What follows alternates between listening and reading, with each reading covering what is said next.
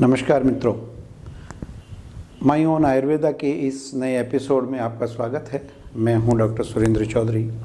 आज हम जिस विषय को लेकर आपके सामने आए हैं वो डे टू डे प्रैक्टिस में हमारे प्रैक्टिशनर्स के लिए बहुत इम्पोर्टेंट है। प्राय हर रोगी आपसे अगर एक कॉमन अपनी कंप्लेंट बताता है तो उसको एक्सप्लोर करने पर पता लगेगा कि वो हमारी अग्नि से रिलेटेड है।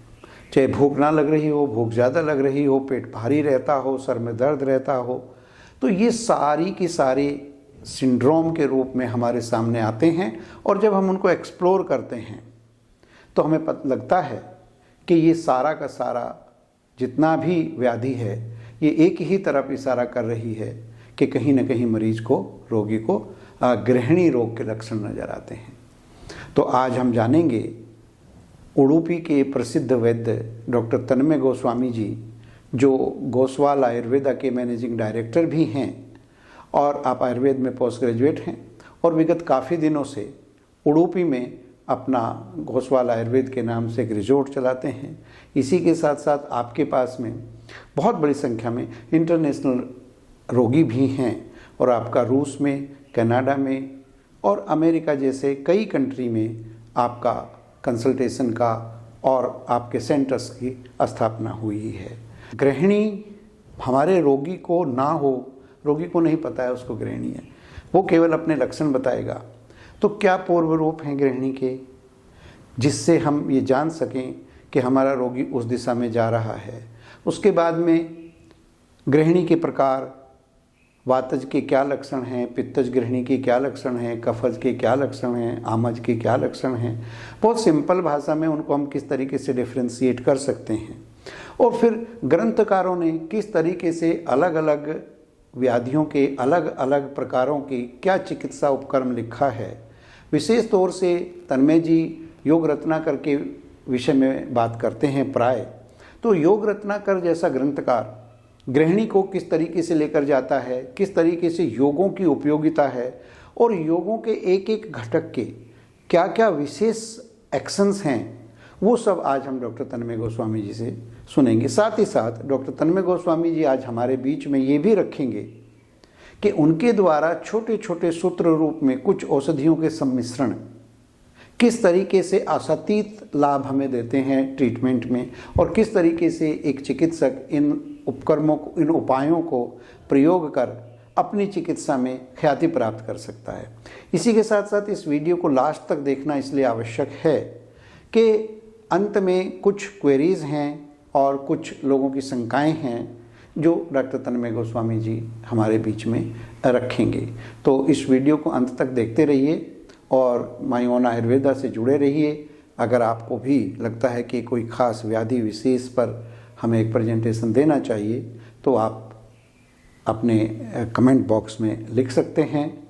और अगर आपको कंटेंट अच्छा लग रहा है तो इसको लाइक करें, सब्सक्राइब करें। थैंक यू और जुड़े रहिए हमारे साथ में। नमस्कार। योऽन्तः प्रविश्य मम वाचमिमां प्रसुप्तां सञ्जीवयत्यखिलशक्तिधरः स्वधाम्नाम् अन्यांश्च हस्तचरणश्रवणत्वगादीन् प्राणान् नमो भगवते पुरुषाय तुभ्यं। हरि ओम। आप उपस्थित सभी गुरुजन आयुर्वेद के क्षेत्र में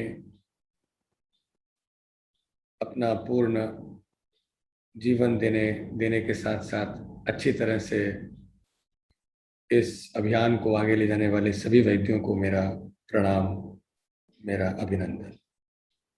वैद्य जगत के सामने अपना अनुभव रखना और उसको किस तरह से रखना है, ये एक क्लिष्ट विषय है। तो मैं ये सोच रहा था कि मैं एक परिवार का सदस्य बनकर के, जैसे हम लोग जब साथ साथ बैठते हैं तो अपने अनुभवों को और शास्त्र के दृष्टिकोण को, एक होता है एक दूसरे से शेयर करना और एक होता है बताना, तो उसमें काफी अंतर है। लेकिन मैं इस विषय पर बहुत खुल के बात करना चाहता हूं। इसमें मेरी पीड़ा भी है, क्योंकि काफी वर्षों तक गृहिणी को आयुर्वेद की चिकित्सा को भी समझ नहीं पाया।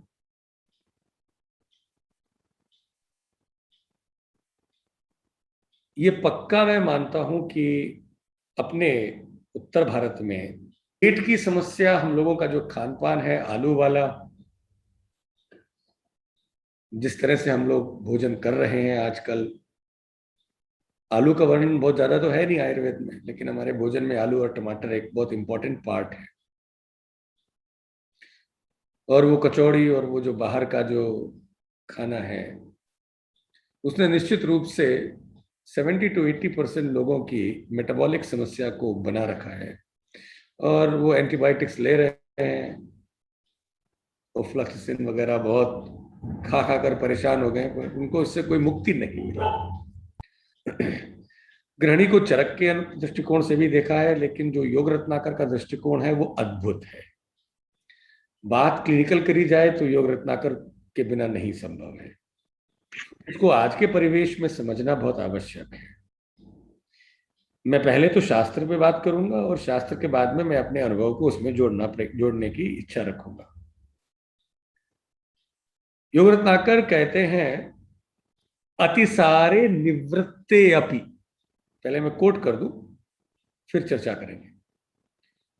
अतिसारे निवृत्ते अपि मंदाग्नेः अहिताशनः भूयः संदूषितो वह्निर् गृहिणीम् अभिदूषयेत्।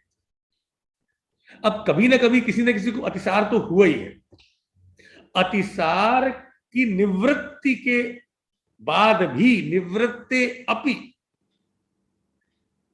मंदाग्ने अहिताशन। अब मंदाग्नि तो होगी, अतिसार हुआ है। अब वो आज के परिवेश में बात करें तो नॉर्फ्लॉक्स टीजेड वगैरह तो लेकर के वो अतिसार एलोपैथी डॉक्टर ने ठीक कर दिया। डोमपेरेडोन वगैरह ले ली, लोपरामाइड, और ठीक, वो लोपरामाइड लेके ठीक हो गया और वो व्यक्ति अपने काम धाम पे लग गया। लेकिन अब उसका असली खतरा शुरू हुआ है। अतिसार के निवृत्त होने पर, अतिसारे निवृत्ते अपि, अब उसकी मंदाग्नि है, लेकिन अब उसने खाना पीना शुरू कर दिया। कचौड़ी, आलू की टिक्की, समोसे, बालूशाही, आजकल तो सर्दियों में तो ये सब चीजें हैं ही। भूयः संदूषितो वह्निः, अब इसने वह्नि को दूषित कर दिया। आगे वो कह रहे हैं, नावेह ऊपरी अग्नि, नाभि जो दिख रही है हमारी एक्सटर्नली, उसके ऊपर जो अग्नि बलेन स्तब्ध उप ब्रह्मिता षष्टी कला पित्रधरा या पूर्व समुदाहृता पक्वाशयम मध्यस्था गृहिणी सा प्रकीर्तिता।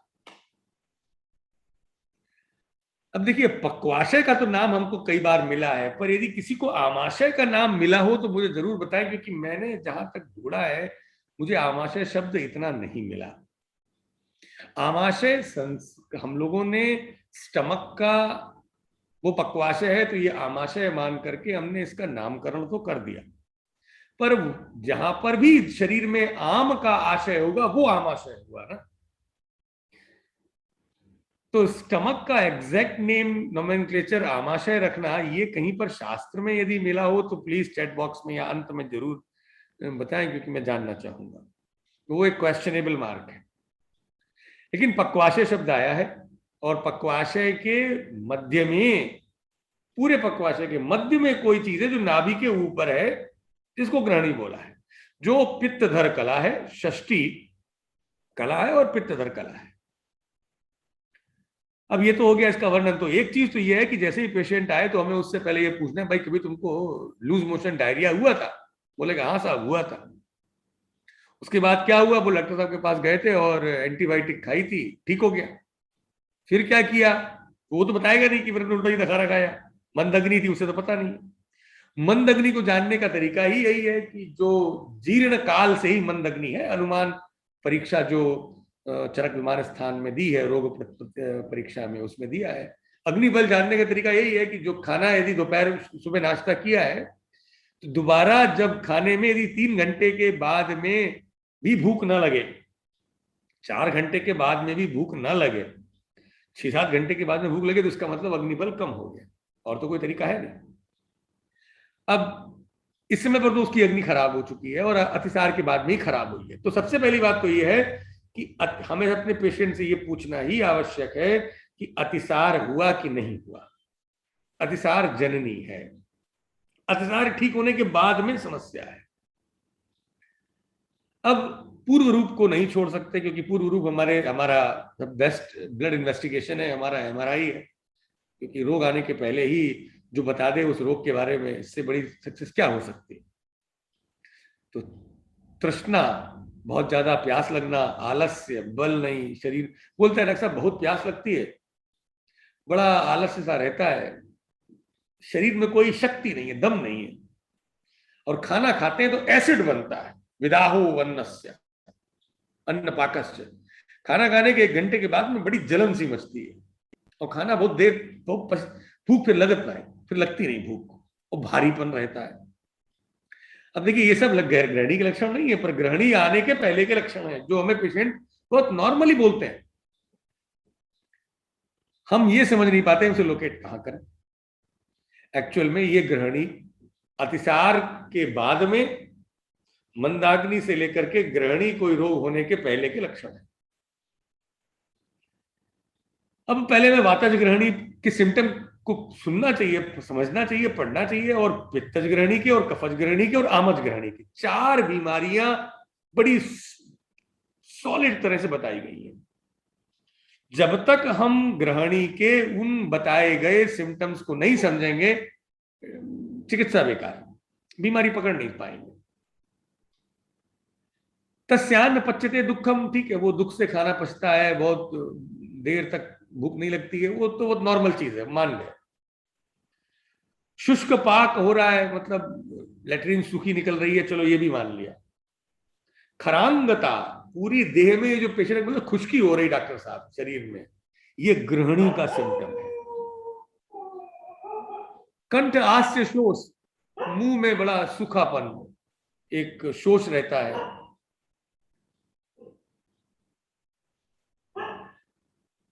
मुख में वैरस्य, अजीब सा कोई टेस्ट नहीं है।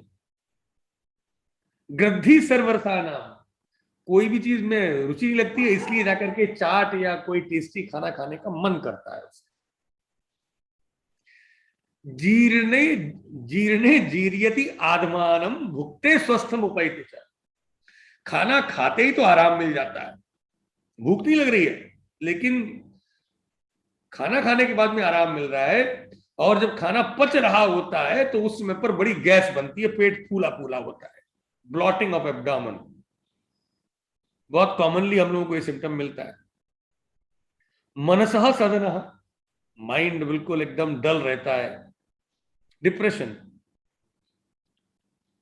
कास श्वासोर्दितो अरिलान ग्रहणी, खूब खांसी होगी और ब्रेथलेसनेस, डिस्निया होगा। अब काश श्वास में जाने की बजाय ये जो सूखी खांसी जो महीनों चलती है, देखिए वो यही, जब भी हम लोग क्लिनिक में पेशेंट आता है तो बोलता है साहब सूखी खांसी है, उससे पूछा भूख नहीं लगती, बोले नहीं लगती, तो फिर भी कुछ खा लेते हैं, यही खतरनाक है। और उसके बाद में बड़ा पेट फूला फूला सा लगता है, फिर पीड़ा, बड़ा अजीब सा संकट जैसा लगता है, पूरा ऐसे अजीब सा लग रहा है, बेचैनी सी रहती है डॉक्टर साहब, और बड़ी खुश्की रहती है, स्किन वगैरह सब सूखा सूखा लगता है। ये हम लोग डेली सुनते हैं साहब अपनी प्रैक्टिस में, चाहे वो नॉर्थ हो, चाहे वो साउथ हो, चाहे वो ईस्ट हो, चाहे फॉरेन वाला हो, कोई भी इन सिम्टम से बचा नहीं है। सूखी खांसी, सांस लेने में दिक्कत, खाने की कोई इच्छा नहीं, मुंह में कोई टेस्ट नहीं, खाना खाने के बाद में थोड़ा ठीक ठाक लगता है, बाद में बड़ा पेट फूल जाता है। ये एक सेट है, इसको अलग रख दीजिए। अब दूसरी बीमारी जो आते हैं लोग हमारे पास में, जिसको हमने पित्तज ग्रहणी बोल दिया, देखिए बिल्कुल रोज मिलेगा हमको एक क्लिनिक में कोई ना कोई, यदि आपके 50 पेशेंट आए हैं तो उनमें कम से कम 10 ये बात बोलेंगे जो पित्तजग्रहणी बोल रहे हैं। पूत्यम्लोद्गारम, बड़ी खट्टी डकारें आती हैं साहब मुंह में। हृतकंठ दाहम, देखिए जलन मचती है, सीने में जलन, बाकायदा बोलता है, गले तक सीने में जलन मचती है, हृतकंठ दाहम, ऐसा लगता है कि जलन मच रही है। एपिगैस्ट्रिक रीजन में गैस्ट्राइटिस हो गई। अब वो जो उसने बोला है कि मल नील पीता, भाई उसको छोड़ दीजिए, कि वो बताएगा भी नहीं, हम पूछ भी नहीं पाएंगे। कैसे पूछेंगे? वो पूछेंगे अब देख क्या अपनी मल कैसा हुआ था। अरुचि ठीक है, वो नॉर्मल चीज है। पीताभ, वो उसको एक्सप्लेन करने की वो जो एक कला है, वो उसकी वो कंसेप्ट में नहीं है, छोड़ दीजिए उसको। लेकिन जो जीआरडी का सिम्टम है, खट्टी डकार और जलन, गैस्ट्राइटिस, जिसको गैस्ट्राइटिस बोलते हैं, वो एक्चुअल में पित्तजग्रहणी है, यदि क्रॉनिक हो जाए तो। बहुत कॉमनली मिलती है। वातजग्रहणी में ये बिल्कुल नहीं है। वातजग्रहणी में सूखी खांसी, सांस की तकलीफ, खाना खाने के बाद में थोड़ा सा ठीक ठाक, बाद में पेट फूला फूला सा, और खरांगता, सारे शरीर में खुश्की, ये सिम्टम्स खूब आसानी से देखने को मिलते हैं। अब वातजग्रहणी नाम जाते ही हमने तो उसने बेचारे ने आधारभूत जो पित्तधर कला है, जो षष्ठी कला है, उसके नाम पर ग्रहणी दे दिया। पर जो सूखी खांसी है, श्वास के साथ में, पेट के गड़बड़ के साथ में, वो वातजग्रहणी का नाम है। अब नामकरण ही उसको उस सेट में देखना है। दूसरा, जब गैस्ट्राइटिस भयंकर, पेट में जलन और ऊपर की तरफ खट्टी डकारें आ रही हैं, तो वो उसको हम पित्तजग्रहणी के रूप में देख रहे हैं। पर उसको एक्चुअल में हम मॉडर्न टर्मिनोलॉजी में वो जो क्रॉनिक गैस्ट्राइटिस है, जो उसमें डाल सकते हैं जीआरडी के साथ में। कितने लोग हैं साहब एंटासिड खाए जा रहे हैं, वो पीते रहते हैं, वो क्या उसका नाम है, तो भूल भी गया, वो जो भी है, वो जो एंटासिड लेते रहते हैं, रेनिटिडिन, रेंटेक्स, और वो ओमेप्राजोल और पेंटाप्राजोल, तो नहीं आ गई बहुत सारी, पता नहीं, मैं तो यूज नहीं करता, आवश्यकता ही नहीं पड़ती। कफजग्रहणी का जो व्यक्ति है, अब उसकी बीमारी देखिए, तस्यान्न पच्यते दुखम, देखिए इसको छोड़ दीजिए क्योंकि ये तो सब में है ही, खाना नहीं पच रहा है उसका, वो तो बोलेगा, उसको सुन लेना है। लेकिन अभी बाद में अगला जो बात आ रही है, सुबह उठते ही एकदम उल्टी सी उबकाई आती है डॉक्टर साहब, बड़ा अजीब सा लगता है। काष्ठीवनम पीनसाह, ये जो नजला है, ठीक ही नहीं होता, नजला बराबर रहता है, नाक बहती रहती है, रुमाल रखता रहता हूं साहब, और नाक बराबर बड़ा भयंकर चलता है, और साइनसाइटिस रहती है, सर भारी भारी रहता है, और खांसी आती है तो कभी कभी थोड़ा कफ निकलता है, खूब सुनने को मिलता है ये हम लोगों को। अब वातजग्रहणी तो अलग में, तो सूखी खांसी हो गई, गीली खांसी और जो नाक में जो पानी आ रहा है, ये तो सीधा उसको रेस्पिरेटरी ट्रैक्ट इन्फेक्शन बोल देते हैं। वो होगा, इन्फेक्शन आएगा जाएगा। हृदय मन्यते स्त्यानम, और जो हृदय और मन्या, ये जो गले में जकड़न रहती है साहब, गर्दन में बड़ी, उदर स्तिमितम गुरु, ऐसा लगता है पेट जो है वो खाना बैठा हुआ है, बिल्कुल वैसे का वैसे, निकल ही नहीं रहा। खूब बोलते हैं साहब पेशेंट आकर के, ये सब पेशेंट की भाषा में बात करनी है।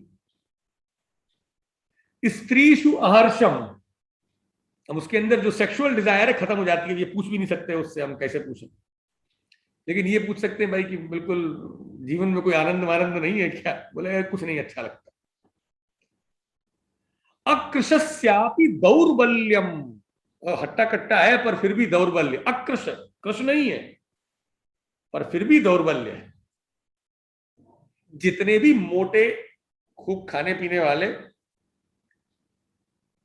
खांसी बनी हुई है, थोड़ा कफारा है और बराबर नाक बह रही है, कभी हो सकता है खांसी स्टीवन ना हो, लेकिन पीनस तो है, प्रतिष्ठा है पीनस, और क्रॉनिक है, खूब मिलते हैं। बैंगलोर के में तो भरे पड़े हुए हैं कफजग्रहणी के लोग, तीनों के। अब यदि ये स्वरूप देखा जाए तो इसमें कहां पर पेट की बीमारी बची? पेशेंट कभी भी पेट की बीमारी अकेली लेके नहीं आता। यदि वो पेट की बीमारी के साथ में, अब वो तो विडंबना है, एलोपैथी इसीलिए फेल हो जाएगी पूरी तरीके से। गैस्ट्रोएंटरोलॉजिस्ट अलग है, रेस्पिरेटरी का अलग डॉक्टर है, कार्डियक का अलग है, यहां सब मिला हुआ है। वो जो व्यक्ति पेट की समस्या के खाना नहीं पच रहा है और लंग्स में पुरुलेंट म्यूकस निकल रहा है with cough, and if there is running nose and sinusitis, तो ये कफज ग्रहणी का नाम है। अब चौथा सेट आ जाता है, आमज ग्रहणी। पेट में गुड़गुड़ गुड़गुड़ शब्द हो रहा है, बड़ी गुड़गुड़ाहट होती है साहब, और आलस्य रहता है, शरीर में सब दर्द होता रहता है, चारों तरफ साहब पूरे बदन में दर्द होता है। दिवा प्रकोपमायाति रात्रौ शांतिम व्रजेत च सा। दिवा प्रकोपम, दिन में तो बड़ा अजीब सा रहता है, पेट में ऐसा लगता है जैसे ये पूरा पेट का है। आमज ग्रहणी का सिम्टम में कतई भी रेस्पिरेटरी सिम्टम नहीं इन्वॉल्व है, तो पेट में गुड़गुड़ाहट और पेट में बड़ी अजीब सी फीलिंग, हैवीनेस दिन में रहती है, रात में बिल्कुल ठीक हो जाता है आदमी। कितने लोग हैं जो रात दिन भर बड़े अजीब रहते हैं और रात में एक्टिव हो जाते हैं, बिल्कुल फिट फील करते हैं। ये हम लोगों की सबकी प्रैक्टिस में नित्य प्रतिदिन मिलने वाले 4 तरह के पेशेंट्स हैं। एक dry cough respiratory system with problem of bloating of abdomen and dryness in the body. एक pure gastritis along with system of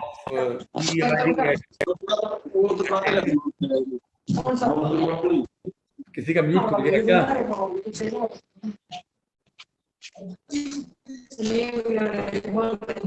कोई म्यूट खुल गया है क्या? बसंत कुमार जी, आप अपने आप को म्यूट रखिए प्लीज।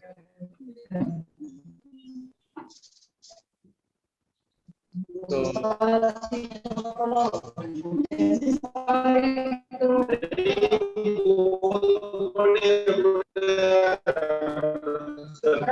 म्यूट हो सकता है। हाँ जी, तो मैं फिर प्रारंभ करता हूं। अब ये चारों ग्रहणियां, ग्रहणी शब्द आते ही हमको अपने मन में ये विचार रखना है, ये वैसे ही कोई इंग्लिश का टर्म है जो हम नहीं जानते। ये जो लक्षण है इनके आधार पर चिकित्सा करनी पड़ेगी। अब हम आ जाते हैं इन चारों की चिकित्सा, बड़ी इंटरेस्टिंग। 2 तरह की चिकित्सा करनी पड़ेगी, एक जनरलाइज्ड ग्रहणी और एक स्पेसिफिक। जब सूखी खांसी वाली ग्रहणी है, जब गैस्ट्राइटिस वाली ग्रहणी है, या जब पीनस रनिंग नोज और विद म्यूकस कफ वाली ग्रहणी है, विद टसिव ग्रहणी, टसिव कफ, या जब पेट में गुड़गुड़ाहट हो रही है और पूरी बॉडी में दर्द हो रहा है और बड़ी बेचैनी रहती है पेट में, जो प्योरली पेट की प्रॉब्लम है। तो 2 ग्रहणी तो पेट की हो गई, एक तो जिसमें बर्निंग हो रही है वो पित्तज ग्रहणी, और जिसमें पेट फूल रहा है और आवाजें आ रही है, गुड़गुड़ हो रही है, वो आमज ग्रहणी। बाकी जो 2 ग्रहणी है, वातज ग्रहणी और कफज ग्रहणी, वो रेस्पिरेटरी ट्रैक्ट से रिलेटेड है। अब चिकित्सा को समझने का समय आ गया। सुरेंद्र जी, समय मुझे बता दीजिए कितना है? 9 बजे है ना?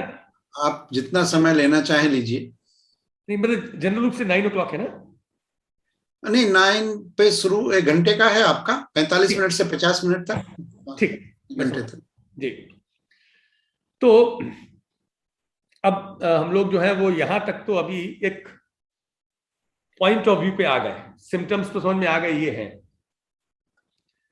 अब आचार्य कहते हैं ग्रहणी, बहुत जबरदस्त बात है, क्या अद्भुत। ग्रहणीम आश्रितम दोषम अजीर्णवत उपचारये। अब ग्रहणी को ठीक करना है तो अजीर्ण की जो चिकित्सा है वहां पे पहुंचना पड़ेगा। अतिसारोक्त विधिना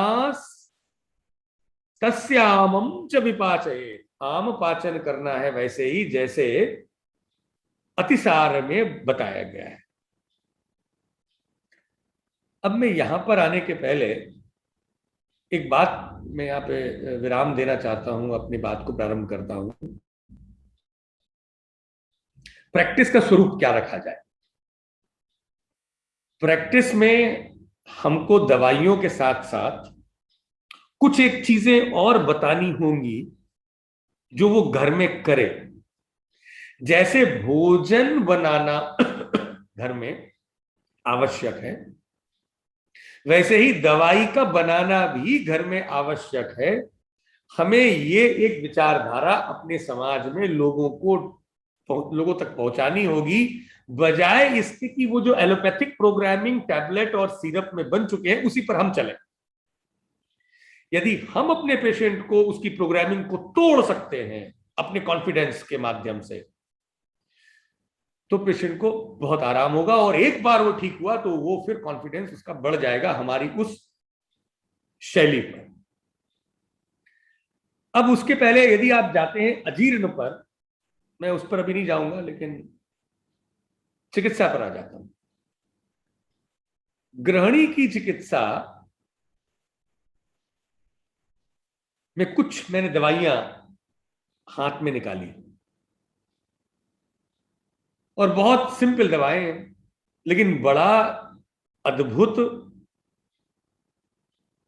विस्मय करने वाले रिजल्ट्स देती हैं।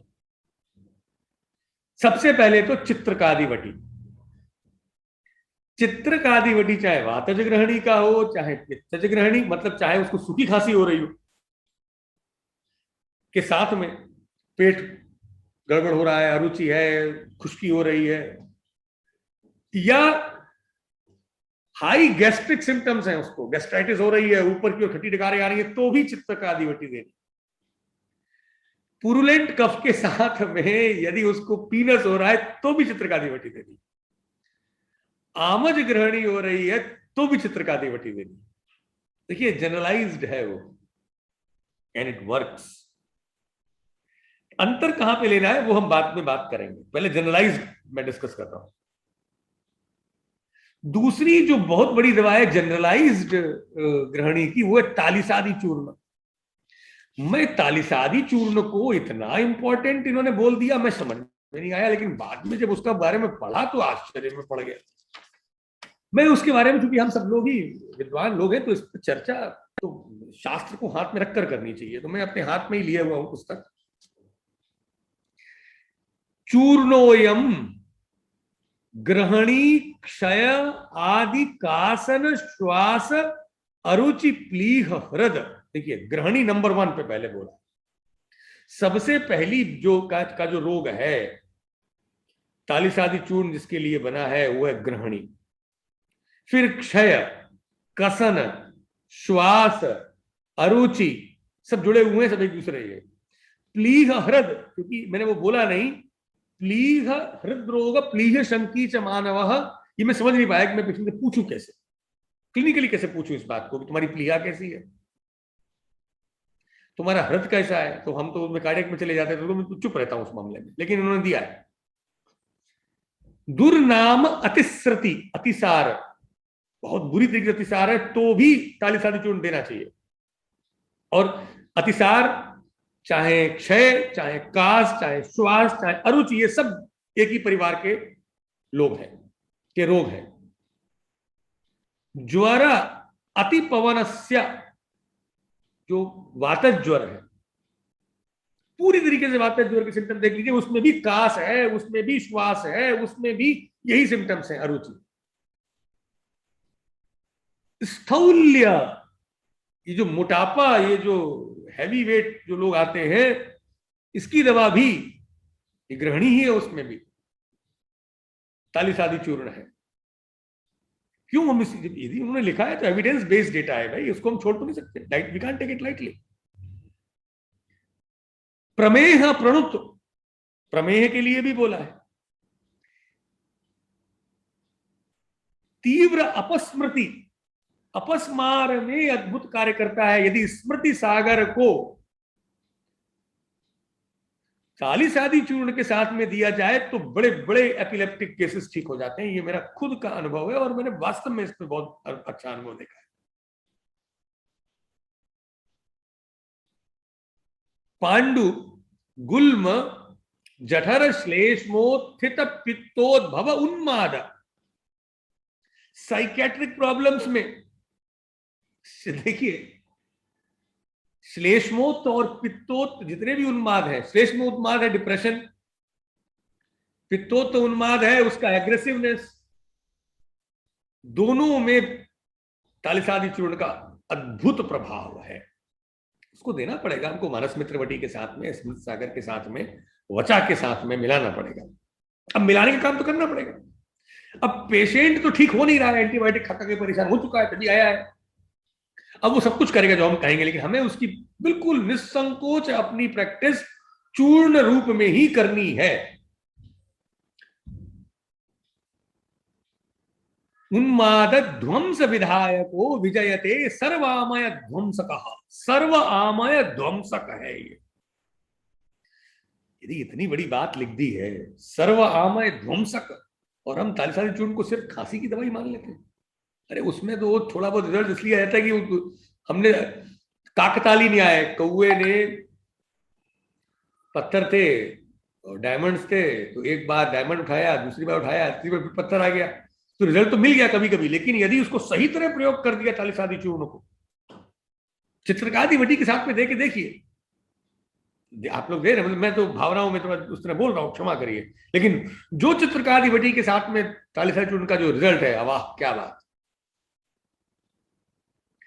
सर्वामय ध्वंसक है, बाला नाम च विशेषतो हितकरः, बच्चों में विशेषकर हितकर, संस्पृष्ट वाणी प्रदः, वाणी को देने वाला, पुष्ट आयुर बल कांति धी स्मृति महामेधा विलास प्रदः।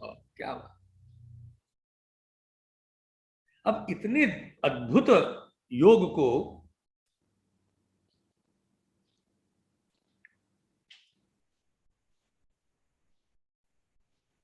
हमने यदि सिर्फ इसको तालिसादी चूर्ण को, पता नहीं क्या क्या हम लोग सोचते हैं, लेकिन यदि इसको हमने लघुसूत वटी के साथ में दे दिया पित्तज के केस में, काम दुख के साथ में दिया पित्तज में, मैं आऊंगा कैसे डिफरेंसेस करे जाएं, इसका प्रयोग कैसे, इसमें इट्स ए गेम, कैसे खेला जाए इनके साथ में मिला करके, वो है अपनी प्रैक्टिस। शास्त्र और अनुभव दो चीजें साथ साथ चलती है। शास्त्र तो एक हमारी रिफरल बुक है, फिर हमारी अनुभव की बुक हमको रोज लिखनी चाहिए प्रैक्टिस करते समय।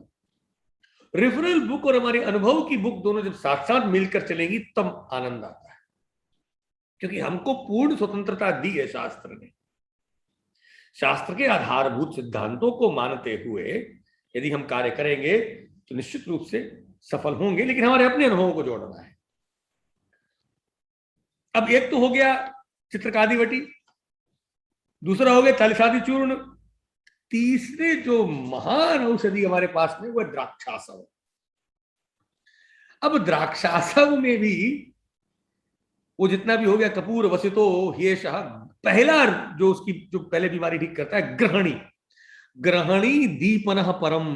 ग्रहणी में सबसे बड़ी समस्या है दीपन नहीं होता है, अग्नि खत्म हो गई ना, अग्नि दूषित हो गई। सिम्टम भले ही कास का, सूखी खांसी हो रही है, गीली खांसी हो रही है, नाक से पानी आ रहा है, एसिडिटी हो रही है, पर एसिडिटी होते हुए भी, हैवी गैस्ट्राइटिस होते हुए भी खट्टी उद्गार आ रहे हैं, पर एक्चुअली में अग्नि जो ग्रहणी में है, जो पित्तधर कला में है, वो खत्म हो गई वहां।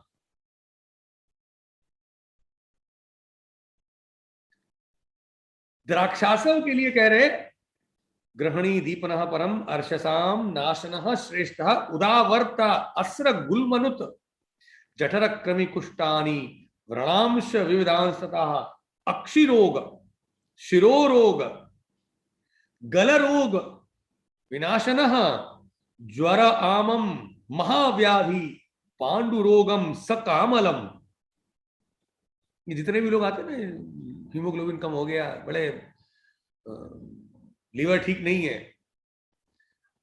नामना द्राक्षासवो ह्रेशो ब्रह्मणो बल वर्ण कृत, ग्रह निग्रह, गद निग्रह का ये रेफरेंस है। अब जितने भी केस आ जाए, बिना किसी संशय के, संशय बुद्धि को अलग रखते हुए हम सोचते हैं सूतशेखर दे दें, नहीं। हालांकि सूतशेखर में भी है वही, राजयक्ष में हरस शुद्धम सूतम मृतम स्वर्णम टंकणम वत्सनावकम व्योषोन्मत्त बीजम च बिल्व मज्जा कचोरकम, तो शुरू करते हुए बाद में बोलते हैं राजयक्ष्मा हरस साक्षात रसोयम सूतशेखर। राजयक्ष्मा हरस साक्षात ऐसा है वो रसोयम सूतशेखर। अब ये के बाद में क्योंकि रसवैद्य है तो पंचामृत परपटी का बड़ा जबरदस्त प्रयोग है, पांचवा। ये कोई भी चार आ जाए, चाहे गैस्ट्रिक वाला आ जाए, गैस्ट्राइटिस वाला, हैवी जीआरडी जो रोज खा रहा है ओमेप्राजोल पेंटाप्राजोल, चाहे वो सूखी खांसी के संग में उसे भूख नहीं लग रही है, चाहे, मैं दोबारा रिपीट कर रहा हूं, ये बिल्कुल दिमाग में फिट हो जाना चाहिए हमारे मस्तिष्क में। यदि पेशेंट आया नाक बहते हुए और खांसी में उसके स्पुटम आ रहा है, तो कास्ट चिकित्सा के बाद में जाएंगे, पहले अरे इसको तो कफत ग्रहणी हो सकती है, फौरन सिम्टम पे ध्यान देना पड़ेगा और वो पूछना पड़ेगा क्या ये अतिसार कभी लूज मोशन हुआ था। यदि उससे कोरिलेट हो गया तो कफत ग्रहणी है, अदरवाइज कास्ट चिकित्सा पे हमें जाना पड़ेगा, उसको भी ऐड करना पड़ेगा। पंचामृत परपटी का बहुत अद्भुत रिजल्ट है। पंचामृत परपटी को देने का तरीका बताया है। योग रत्नाकर जी कह रहे हैं ग्रहण्याम अनुपानम ही, यदि ग्रहणी हो गई हो तो पंचामृत परपटी बहुत कम मात्रा में 1 ग्राम, हिंगू 1 ग्राम, सैंधव 5 ग्राम, जीरा 5 ग्राम, भुजा हुआ जीरा, सब मिला करके के बढ़िया मिला करके उसे दे देना चाहिए। और 1 pinch morning, 1 pinch evening with hot water थोड़ा सा मिला करके पीजिए आप। Wonderful results. खांसी एकदम बंद, चित्रकादिवटी के साथ में, द्राक्षासर के साथ में, तालिसादी में भी मिला सकते हैं इसको।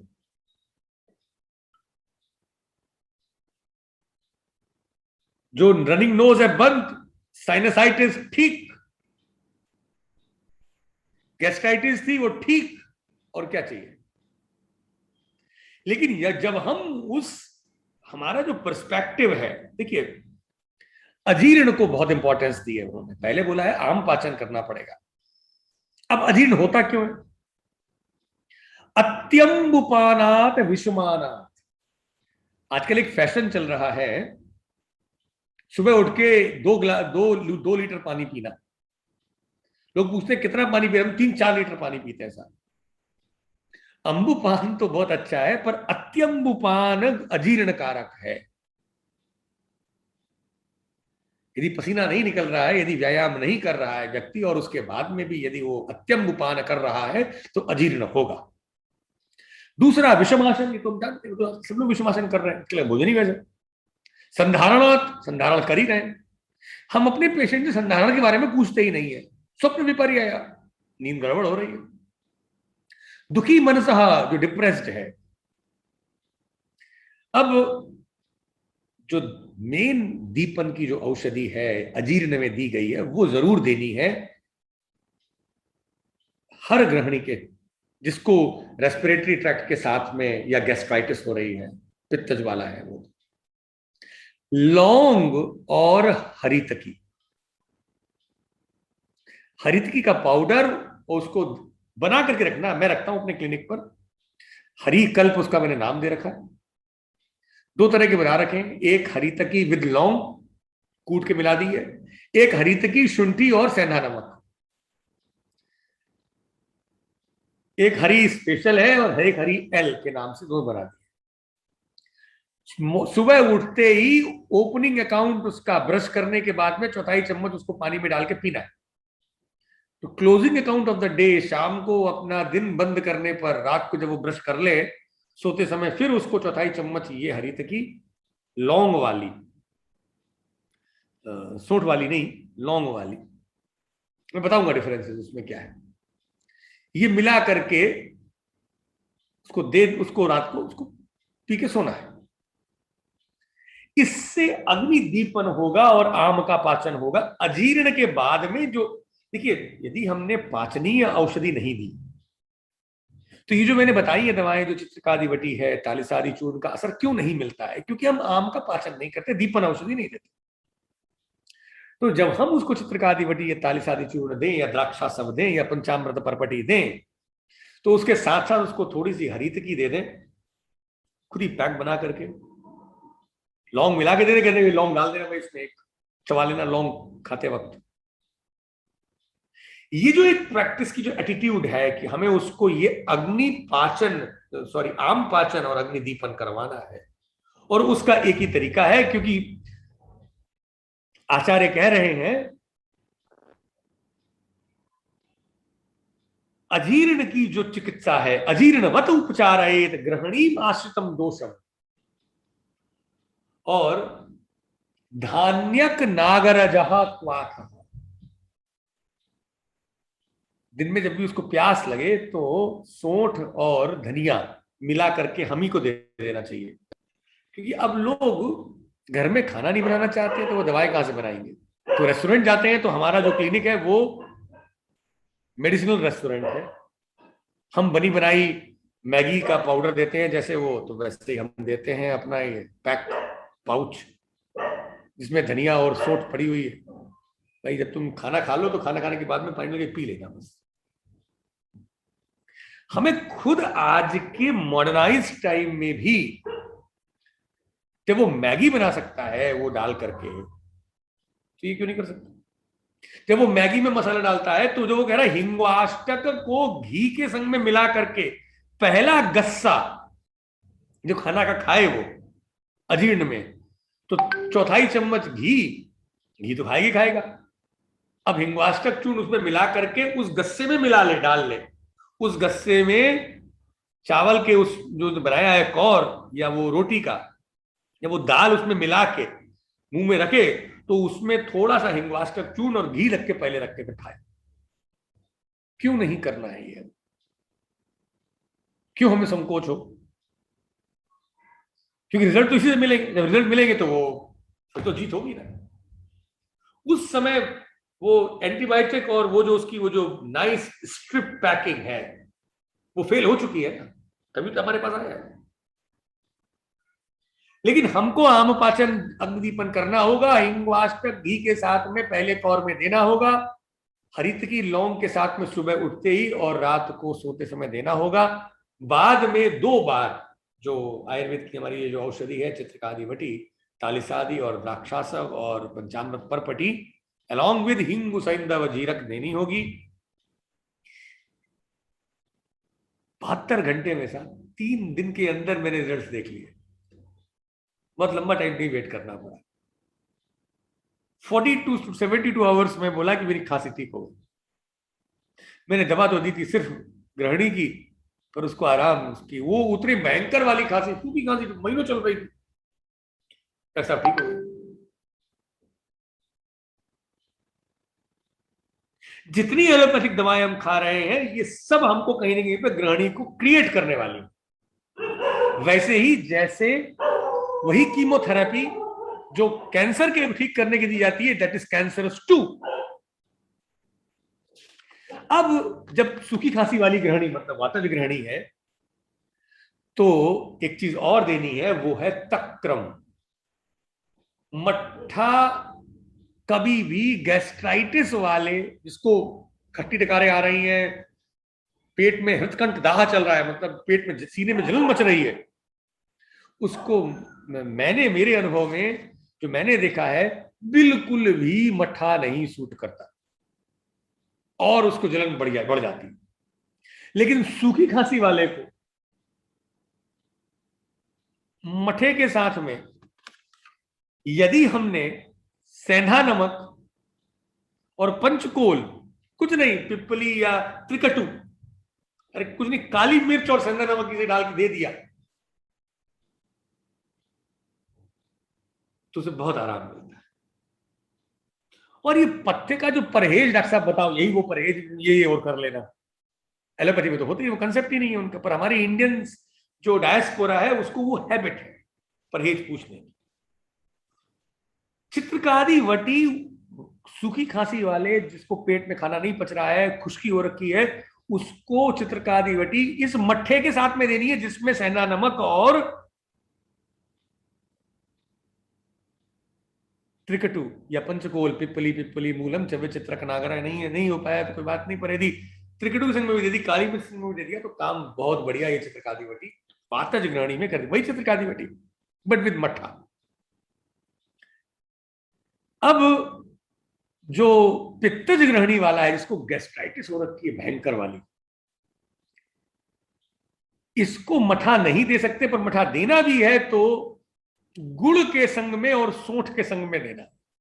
ये मट्ठे में गुड़ हम लोग कहां देते हैं जनरली, मैंने तो प्रैक्टिस में देखा नहीं है बहुतों को घर में लेते हुए, पर जिसको एसिडिटी भयंकर हो रही है, हाइपर एसिडिटी है, वो वातज ग्रहणी वाला व्यक्ति,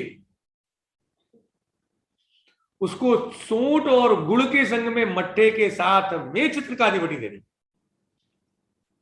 उसके साथ में ताली शादी देना।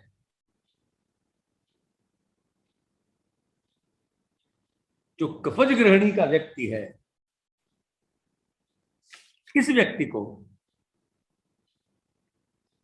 यही तक्र हरितकी के साथ में मिला करके, थोड़ा हरितकी मिला दी उसी में, वही जो हरितकी और लौंग जो रात वाली थी वो मठे में डाल करके, फ्रीडम है हमारी, या उसको भी हम नॉर्मल मठे के संग में दे सकते हैं, पर पित्तज ग्रहणी में मठा बिना गुड़ के फायदा नहीं किया मेरे अपने अनुभव में। हो सके तो जल में पहले दिन मैं पेशेंट को बोलता, भाई कैसा कर लेना कि 1 लीटर पानी में सेंधा नमक और ये दे रहा हूं वचा डाल देना, चौथाई चम्मच आधा चम्मच, और खूब पानी पी के एक बार उल्टी कर देना। सद्यो ममन, या तो वो उसे दे दे, वो खुद कर ले, या आप करवा दें, मैं तो अपने करवा देता हूं। उसके बाद में यदि ये चिकित्सा कर दी जाए तो रेस्पिरेटरी ट्रैक्ट की समस्या से लेकर के गैस्ट्रोएंटेरिटिस की समस्या पूरी तरीके से, और वो जो अपर रेस्पिरेटरी समस्या है, इससे 100% हम लोग अपने पेशेंट को निजात दे सकते हैं। समय यहाँ पर 2 मिनट शेष है 9 बजने में, मैं अपनी बात को यहीं पर विराम दूंगा। Sir thank you so much for a wonderful session. Sir ये सेशन जो आपने हम लोग के लिए लिया है, ये हम जो स्टूडेंट्स भी हम इस सेशन को सर आपके माध्यम से सुन रहे हैं, और इससे हम हमारे जो भी हम अपने फ्यूचर में जो क्लिनिकल एक्सपीरियंस लेंगे उसमें हमें बहुत सहायता प्राप्त होगी। इसके लिए आपका सर फिर से बहुत बहुत धन्यवाद। सर इसमें कुछ क्वेश्चंस हैं जो मैं आपके सामने सर रख रहा हूँ। सर पहला क्वेश्चन ये है सर, जो हरिकल्प है उसमें सर आपने बाल हरितकी के बारे में मतलब यूज किया है या क्या किया है सर? हरिकल्प में किस तरह की बाल हरितकी का यूज किया? नॉर्मल हरितकी जो मार्केट में मिलती है, जी सर, जी सर, जो अवेलेबल है, जो हम लोगों में, तो वैसे तो दिल्ली के मार्केट में भी मिलती है, यहाँ पर हमारे दक्षिण में मार्केट में मिलती है। नॉर्मल हरितकी का प्रयोग किया है, इसमें कोई बाल हरितकी या कोई विशेष हरितकी का प्रयोग नहीं किया। Yes sir, thank you. कोई हरितकी यूज कर ले, रिजल्ट पक्के हैं, लेकिन इसमें कोई संशय नहीं। Thank you sir. सर फिर एक क्वेश्चन और है सर, एक लास्ट क्वेश्चन कि सर डिफरेंस इन लॉन्ग हरितकी और एंड सेकेंड हरितकी कल्प यूजर्स, जो सर आपने योग बताए हैं दोनों, उसमें सर कोई डिफरेंस क्या है सर? फिर से जानना चाह रहा हूं। हरितकी लवंग के साथ में प्रयोग किया है मैंने, और दूसरा हरितकी सोंठ और सेंधा नमक के साथ में प्रयोग किया है।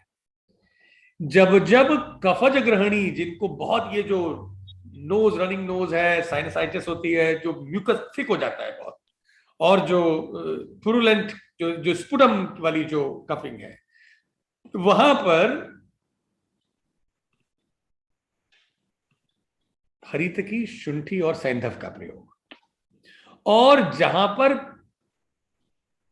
वातज ग्रहणी है वहां पर हरितकी लौंग के साथ में, और पित्तज ग्रहणी में भी आश्चर्य की बात है कि लौंग भले ही उष्ण हो, पर पित्तज ग्रहणी में उसके रिजल्ट्स हैं अच्छे।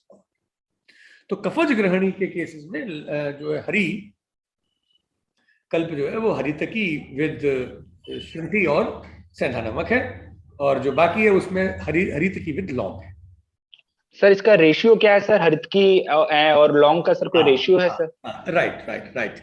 देखिए, यदि हरितकी हमने 100 ग्राम ली तो सौंठ 10 ग्राम और सेंधा नमक 5 ग्राम, ये तो मैंने पक्का रखा है।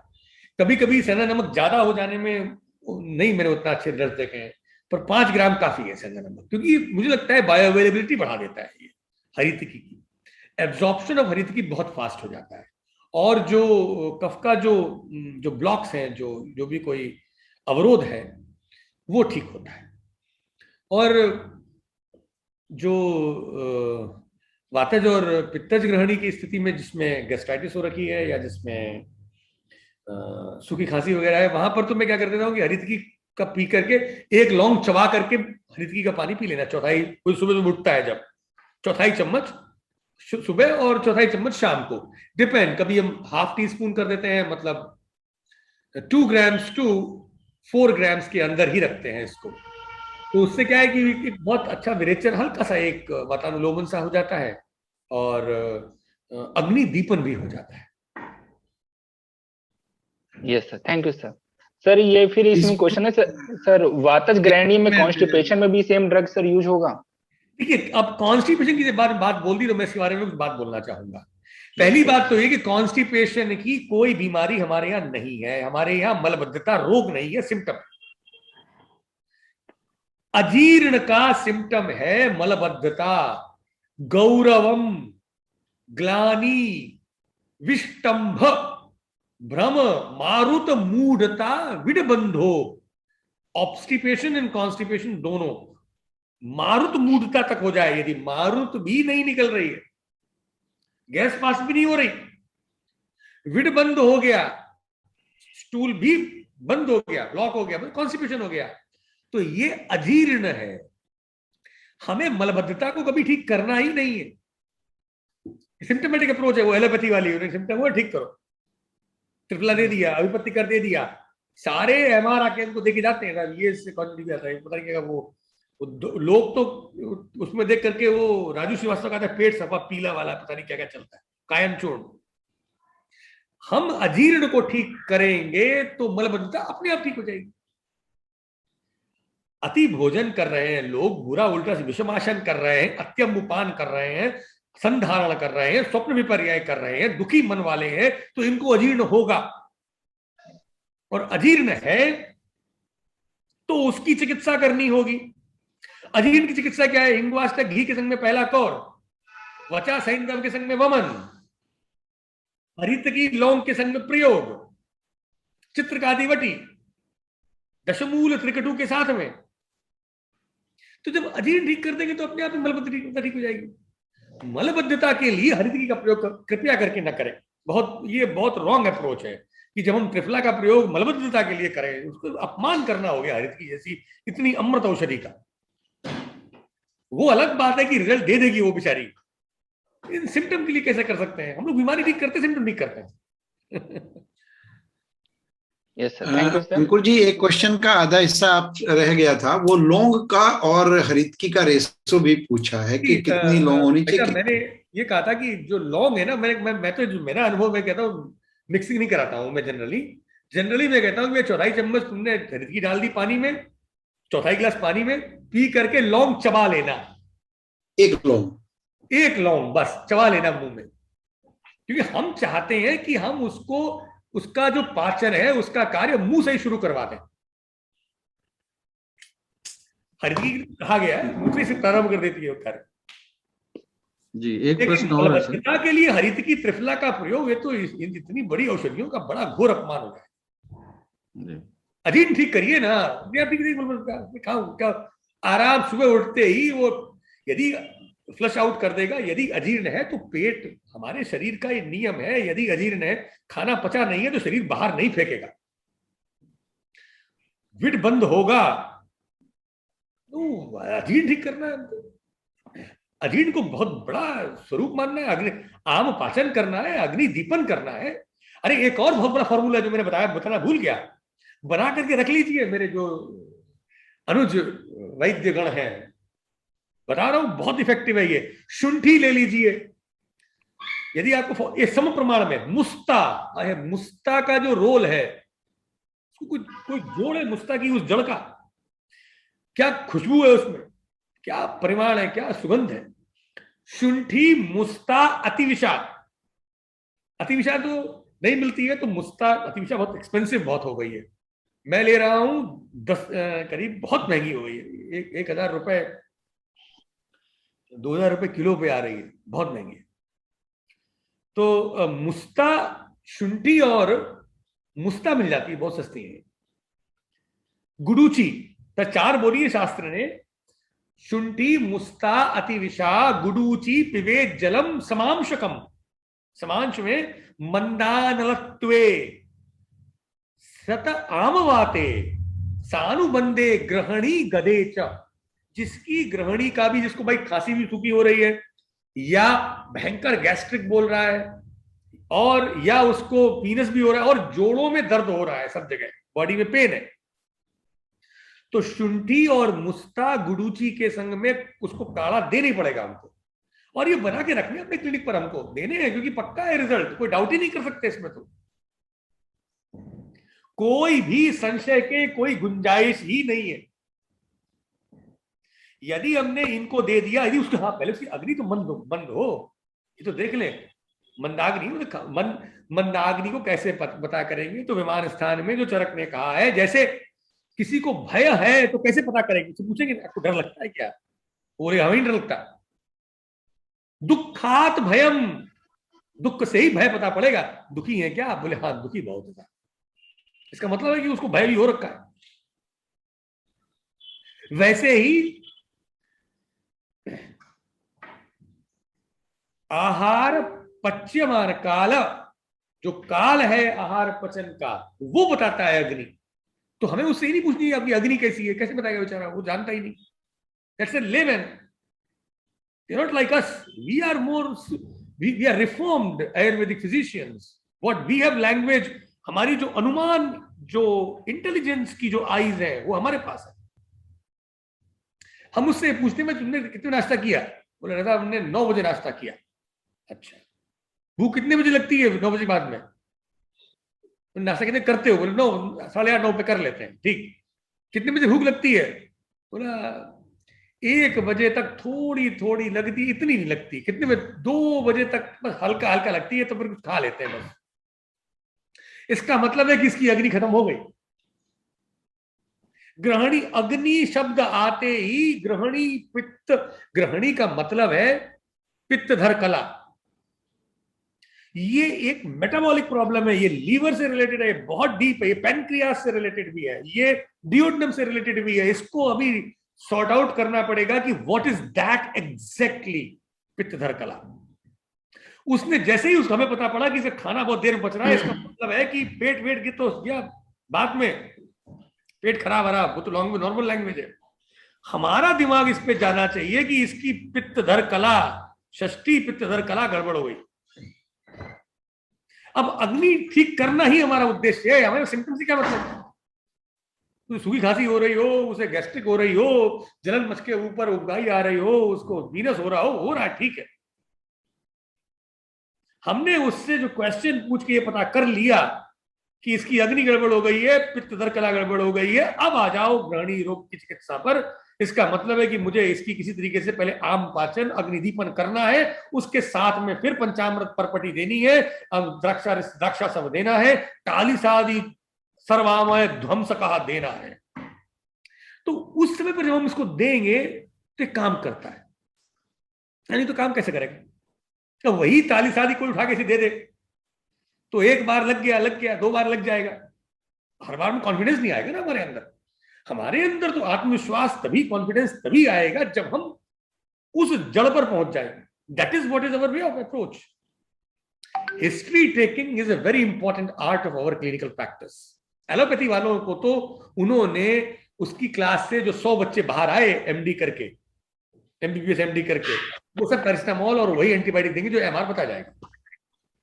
लेकिन हमारा सब कुछ दारो मदार है इन सारे सिम्टम्स को ब्रेन में याद रख करके उससे इंटरोगेशन करके वो निकालना, जैसे कि एक पुलिस ऑफिसर उस चोरी की घटना के रूट में जाता है अपनी उस नॉलेज के आधार पर।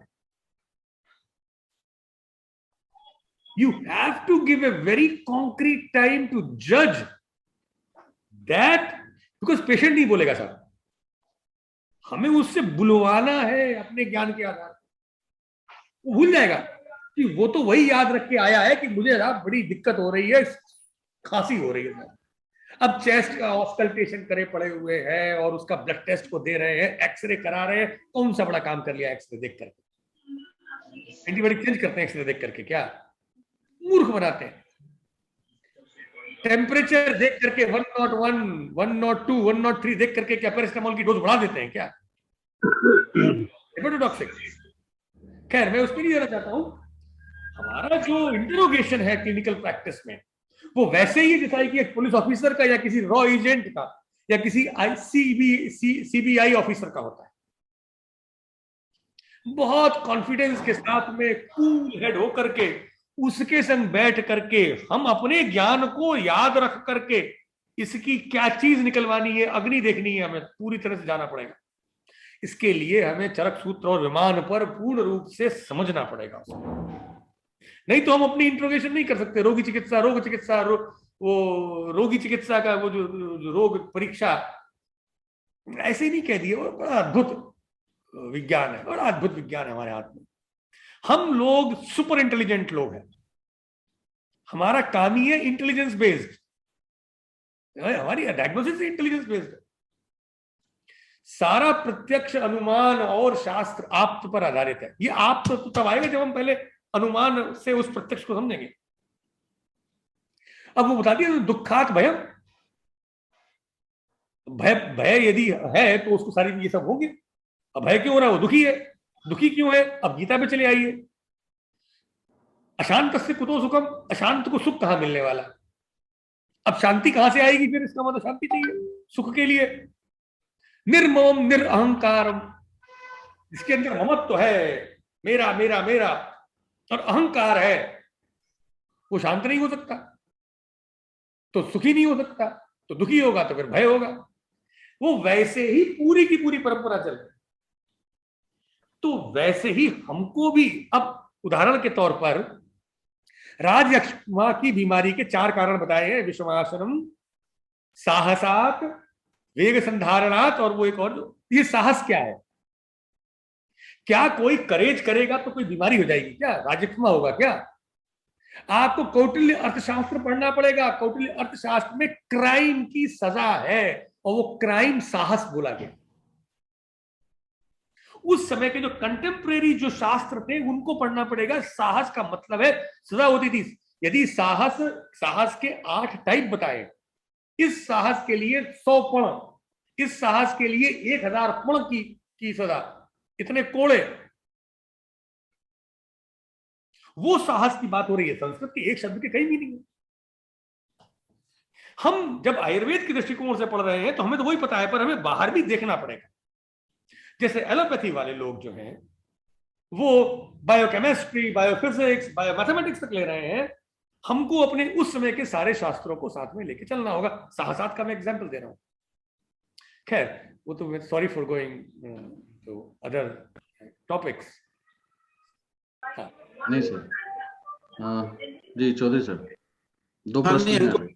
एक तो क्वेश्चन और हैं जी, उनको ले लो। एक तो ये आ रहा है कि पेनक्रियाटाइटिस को हम किस दृष्टि से मान सकते हैं आयुर्वेद के अनुसार, और इसी में मेरा भी एक छोटा सा क्वेरी है कि आजकल IBS बड़ा प्रचलित नाम हो गया है, इरिटेबल बाउल सिंड्रोम। तो उसका हमारी गृहिणी से कोई संदर्भ है क्या? उसका संयोग, उसका संबंध हमारा भय शोकातिसार से है। भय शोकातिसारौ, भय शोक समुद्भवौ। भय और शोक, भाई IBS का मतलब क्या है? Under pressure, under mental stress, जब बार बार उसको डरपोक, जो हमारे यहाँ जो सामान्य लोगों में जो बोला जाता है, डर के मारे जैसे पोक लग जाए, वो डरपोक हुआ ना। हम लोग बोलते हैं जनरली वो डरपोक है वो इंसान, तो मैं बहुत सोचता था डरपोक का मतलब क्या होता है, कि डर के मारे जैसे पोंक लग जाए, दैट इज आईबीएस, राइट। हमारे यहां बोला है भय शोक अतिसारौ, दो अतिसार है, भय अतिसार और शोक अतिसार। भय शोक समुद्भव, वो भय और शोक से समुद्भव है। तयो वात हरि कार्या, उसमें वात हरि, वात हर का जो कार्य बताया गया है वो करें हर्षणा, हर्षणाश्वासन क्रिया, हर्षण करें, आश्वासन करें। और मैंने फॉर्मूला बनवाया है और बहुत अच्छे रिजल्ट सुनिए। प्रश्नी पर्णी बला बिल्व धान्य का उत्पल नागरई शुंठी विडंग अतिविषा मुस्ता दारू हल्दी पाठा कलिंग कई ही, मतलब मरीच, सॉरी ये पता नहीं कलिंग जो मंगा लिया था उस समय पर, अभी मुझे एग्जैक्ट नहीं बता सकता क्या है ये, शायद शॉप वाले को दिया था उसने, वो कुछ दिए वो ही बताया कलिंग, मुझे भी नहीं याद है।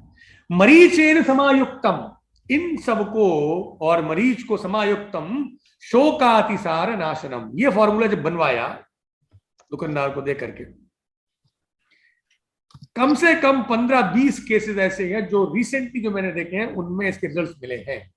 बस सुबह उठते ही 1 चम्मच आधा ग्लास पानी में डाल, खोलते पानी में डाल के ठंडा होने के बाद में उसको पिलाना, सुबह उठते ही, और शाम को, दिन में नहीं देना चाहिए।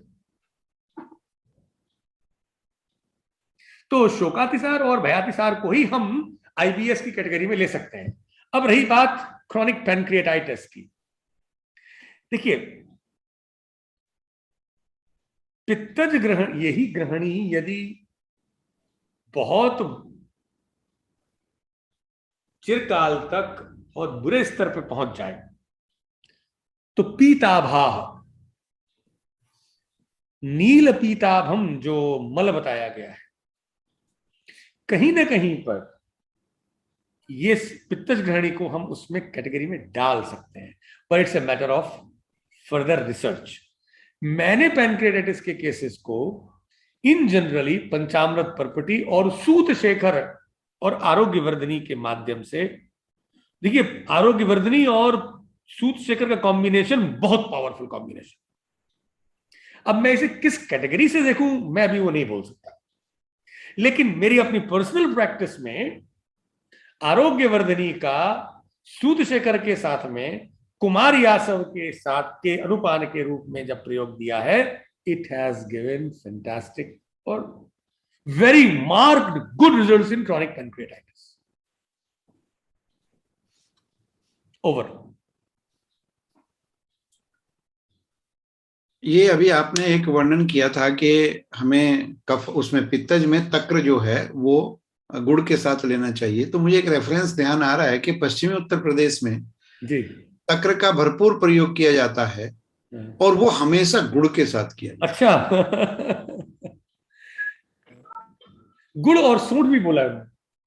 हाँ, सौंठ तो नहीं अब उसमें लगाते थे, अब लोग करने लगे कि गुड़ के साथ में सौंठ का मिला के गुड़ बनाने लगे।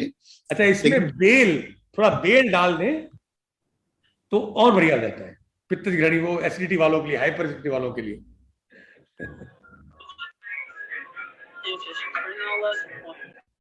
एक आध दो क्वेश्चन ये आया है, सुमन मदान जी का है कि शोकातिसार के लिए जो आपने योग बताया उसका रेफरेंस होगा क्या? योग रत्नाकर अतिसार चिकित्सा, उसमें उन्होंने जितने भी जो अतिसार बोले उसमें उन्होंने भय शोकातिसार का वर्णन दिया है, बाहर मिल जाएगा ये श्लोक, योग रत्नाकर अतिसार चिकित्सा अध्याय में। Over to you sir. बिना योग रत्नाकर के सही मायने में आयुर्वेद की चिकित्सा करना ही संभव नहीं है। सही कही, बिल्कुल सही बात कही। बिना योग रत्नाकर के संभव नहीं है। यावत व्योमनी, यावत व्योमनी बिंब अंबर रमणेन्दोश्च विद्योदते, जब तक आकाश में ये चांद सितारे हैं, यावत सप्त पयोदय सगिरस्तिष्ठन्ति पृष्ठे भुवय, जब तक भूमि के पृष्ठ पर ये गिर और ये पयोदय समुद्र स्थापित है। यावत चाव निमंडलम फणिपते फणामंडले, जब तक फणिपते जो शेषनाग जी इस भूमि को अपने ऊपर बैठाए हुए हैं, तावत सद्भिषजः पठन्तु परितः श्री योग रत्नाकरम, तब तक जो सद्भिषज है वो पठंत परितः बार बार पढ़े श्री योग रत्नाकर।